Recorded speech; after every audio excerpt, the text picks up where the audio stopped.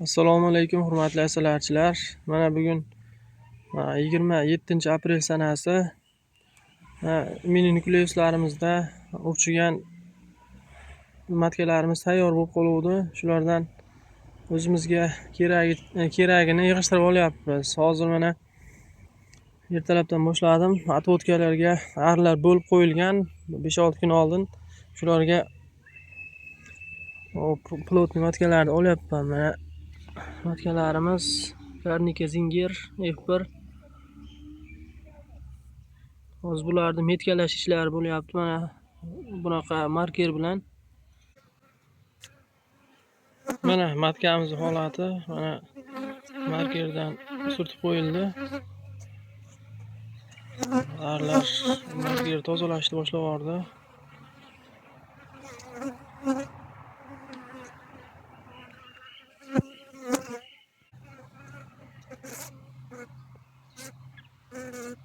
Mana yirikligi ham o'z joyida. Xudoga shukr. Mana yana bitta tayyor plotni matkamiz. Karnika Zinger Orolda uchganni birinchi avlodi F1. Hozir buni ham metkalab qo'yaman. Mana hurmatli asalachilar, matkalar yig'ilyapti. Hozir shu 30 ta atrofidani metkalab tayyorlab olib turib, borib отводkalarga qo'yish jarayonini ham videoga olishga harakat qilaman. Mana hurmatli asalachilar, xo'p, biz отводка qilingan oilalarimizda bir 5-6 kun bo'lib qoldi. Mana dalaga olib kelib qo'ygan edik. Bu joyda kechroq ochiladigan gullar bor. Arlar ham uydan sal uzoqroqda bo'ladi. Hal bo'lingandan keyin katta arlari o'zini uyiga qaytib ketmaslik maqsadida olib kelingan. Ham gulchang yaxshi. Arlarimiz shu holatda отводка qilingan. 5 ramka, 6 ramka, 3 tadan rasplodi bor. Mana shu holatda. Mana onarlarimiz tayyor. Hammasi metkalangan. Mana oq metka bilan 2026-yilga matkalarda belgilaydigan rangi oq rang ekan. O'sha markerdan olib kelib qo'ygandik. Keyin mana bunaqangi qafaslardan foydalanib onani qabul qildiraman. Men har yili ham bu juda yaxshi natija beradi. Oddiy qurilish mollari do'konida bo'ladigan bunaqa setka metri 25 ming. 1 metrdan bir 20 ta chiqsa kerak. Bu bitta ramkani qoqib olaman. Matka urib qo'yib turadi. Urib qo'yib turish uchun sharoit bor. Haligi katakchalar ochiq joyini, keyin ovqat bor joyini tanlansa juda yaxshi bo'ladi. Matka bir kun davomida ovqat yeb, tuxumni qo'yib turadi. Arlar juda ham oson qabul qiladi. Hozir bu oilada tortgan g'umbaylarni qirqib tashlanadi bitta qo'ymasdan. Shu bilan ertaga obeddan keyin kelib bu matkalarda qo'yib yuboriladi. Mana rasplodi chiqib bo'lib qolgan ramkani tanlab oldim. Mana ozgina bugun chiqadigan rasplodlar ham bor ichida. Mana bitta ikkita yangi archalar ham qolib ketdi. Agar shunaqangi yangi oppoq archalar bo'lsa, ularni ichiga qo'yib yuborsa ham bo'laveradi. Matkaga hech narsa qilmaydi. Aytanga yaxshi bo'ladi. Endi hozir shuning ichiga matkani qamayman. Mana matka qamaldi.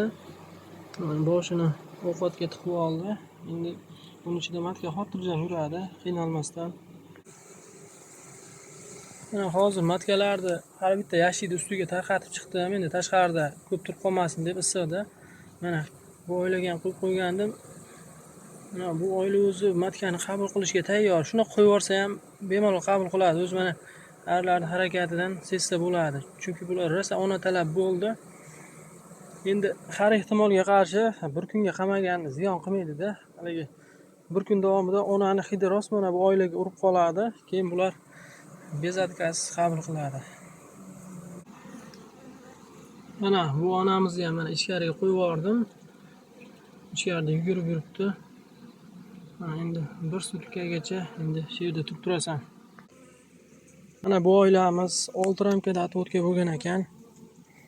Oila kuchli. Kuchli bo'lishiga qaramasdan bu oilaga yangi matka qabul qildirilsa, oila juda ham tez start olib ketadi. Mana shu yashik to'ladigan bo'lsa, asal sezongacha, xudo xolasa juda ham yaxshi asal olish mumkin. Endi shunga harakat.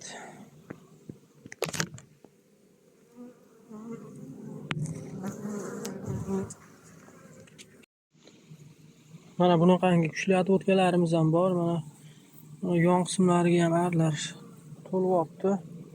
Bunga bitta ramka qo'shib qo'ysa ham bo'laveradigan holat ekan. Arlar 5 ta ramkaga sig'masdan ketibdi. Rasplotlar chiqib qolganda.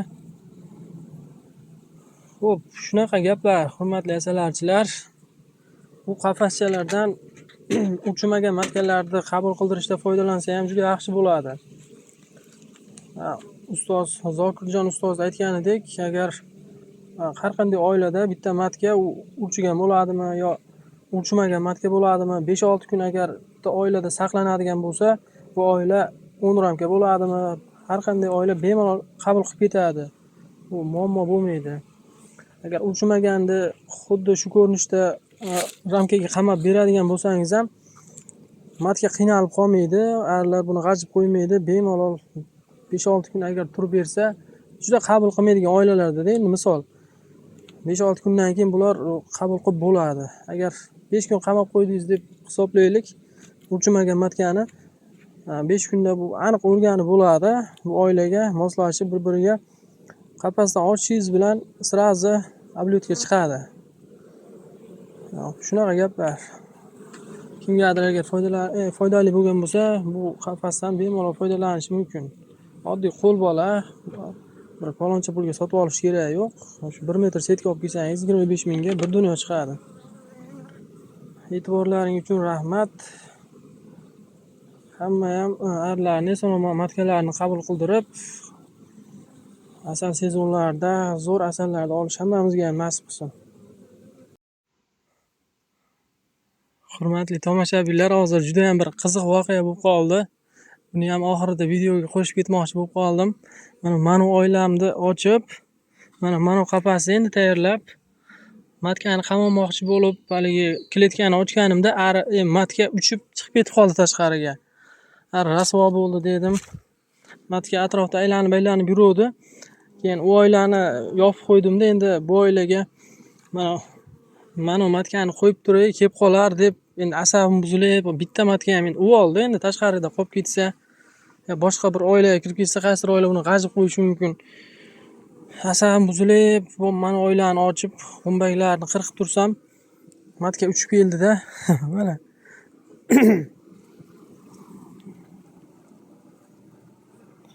mana oilaga qo'nib oldi. Mana oila qabul qildi bu matkani, hozir yaxshi ko'rinmayapti mana.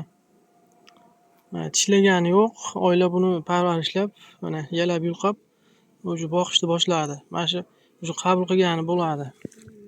Mana hozir tiniqroq qilib videoga olib qo'yaman. Mana matkani qabul qilsa, shunaqa atrofida aylanib, uni yalab yulqab, ovqatlantirib, shunaqa harakatlar qilishadi. Mana dumini yacheykaga tiqib, tuxum qo'yishni ham boshlab bu matka. Shu oilaga nasib qilgan ekanda. Juda ham qiziq bo'ldi. Mana shunaqasi ham bo'lib turadi.